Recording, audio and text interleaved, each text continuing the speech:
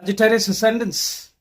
So let's look at how the Rahu and Ketu transit is going to span out for you. Sagittarius ascendants are mostly seen in the profession of education, of analytics, especially if Jupiter is well placed, usually very good with numbers, and are also able to logically analyze. Their profession can be seen with anything where they're using a lot of analysis and logic. So, which is why educators can be seen from this profession. Travelers, people who like to travel the world, people who are interested in acquiring knowledge. So, these are some traits about the Sagittarius ascendants. All right. So, let's look at some of the transits. So, let's pull up a Sagittarius ascendant chart. As you can see, Rahu was sitting in your fourth house. There's a lot of fourth house related action with the Sagittarius ascendants, especially the last year and a half may have been very chaotic, especially if you have planets in your fourth house. Why? Because Rahu is still sitting there as we speak.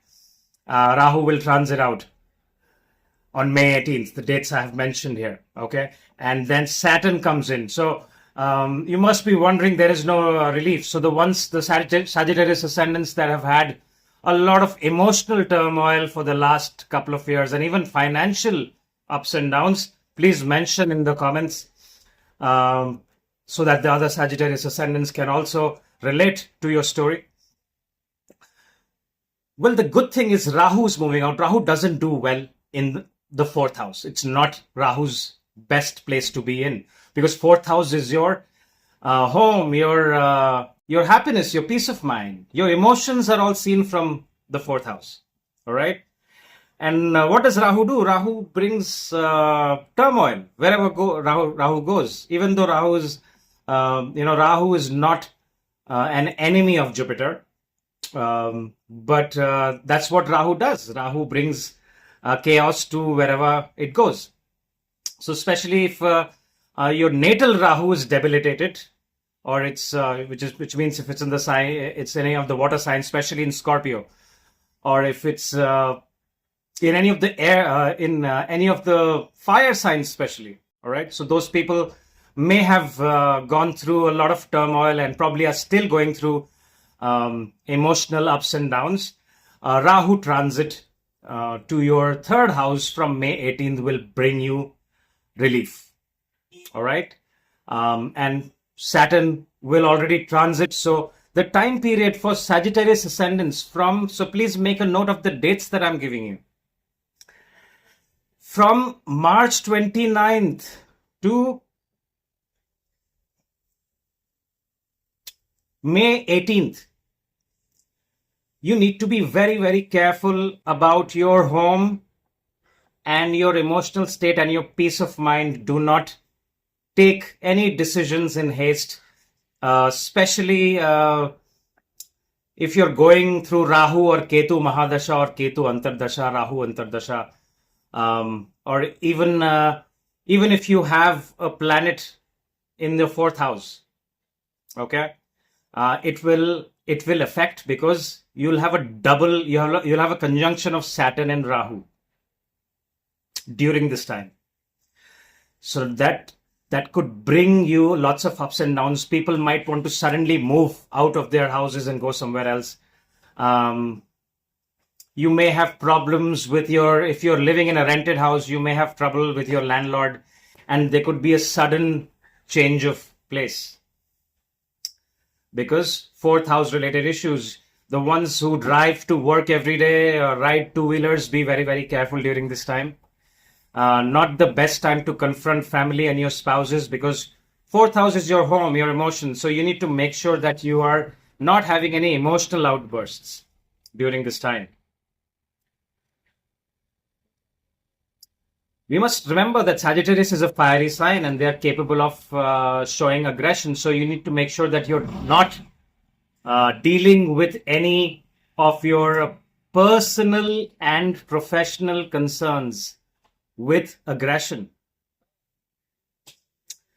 Now what happens is, once Rahu transits out and goes to your third house, Now that is a very, very good sign for the Sagittarius ascendants, because third house is the house that Rahu likes to be in. Why? Because third house is the house of courage, communication, and hard work. It's the sign of creativity. And the Sagittarius ascendants are naturally very creative people.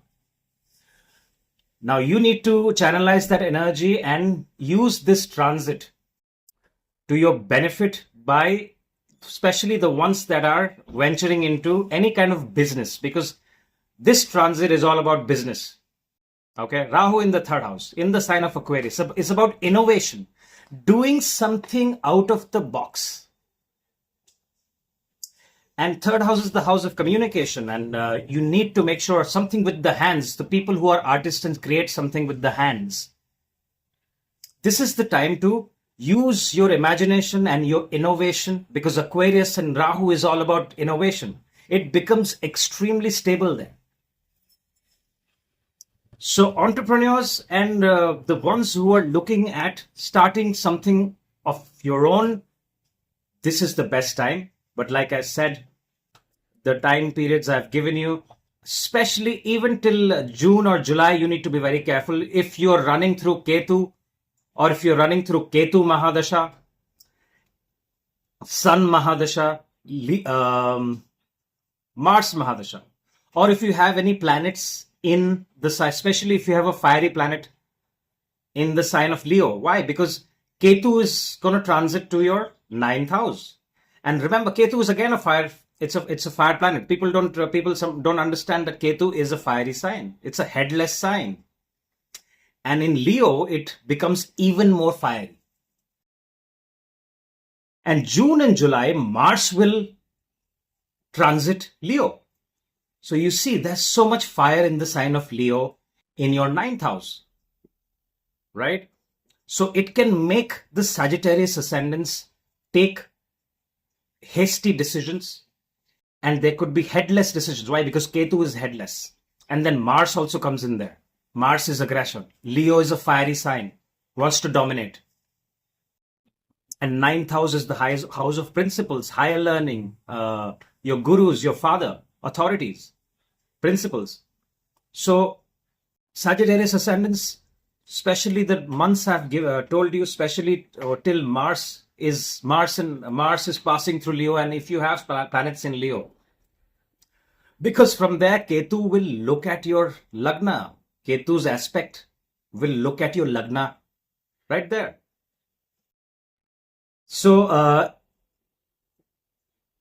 avoid taking decisions in haste, because what Ketu does is Ketu can make. So if you've seen Ketu, Ketu is just the body. See, Rahu doesn't take decisions in haste.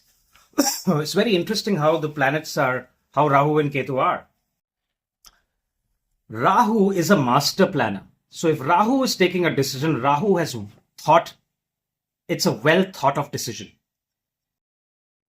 right? But when Ketu takes a decision, Ketu's decision is taken without thinking, because it doesn't have a head, and usually it can be an aggressive decision. Why? Because Ketu is holding 2 swords and he doesn't have a head. Decisions that you may regret later on. Okay. Otherwise, after these couple of months, I have mentioned it in my other video as well, where I have discussed the Saturn transit. Later on this year, there is the double impact of Jupiter, especially after Jupiter transits to your 7th house. You will have Jupiter and Saturn both aspecting your Lagna. So it is the time to become very disciplined, structured, and have a lot of patience.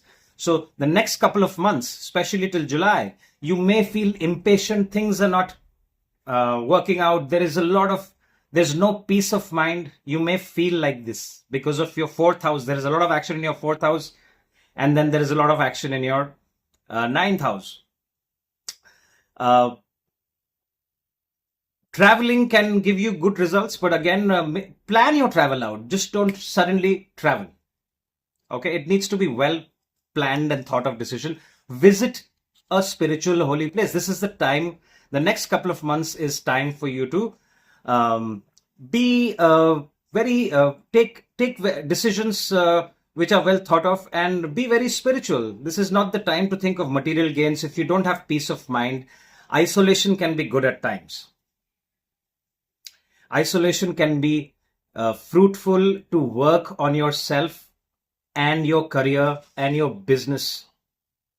And the next couple of months is something that you can consider. All right. Be careful of your friend circles. You make your friend circle. Your friend circle should be with people that you really trust. Like I've mentioned in my other videos as well, that there could be some kind of a cheating involved from your contacts or friend circle, promises not kept. So keep an eye out on that. It's a great time to acquire knowledge. So focus this time to learn something new. If you want to learn yoga or do something to make your body more fit. Later on in this year, the business partnership, even for relationships, is great.